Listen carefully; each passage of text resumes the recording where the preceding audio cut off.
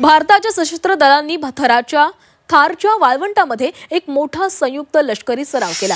हा सराव भारतीय लष्कर, नौदल आणि हवाई दल यांच्यातील समन्वय आणि आधुनिक युद्ध क्षमता दाखवण्यासाठी आहे। त्रिशूल नावाच्या या सरावात मरुज्वाला आणि अखंड प्रहार यांसारख्या उपसरावांचाही समावेश आहे।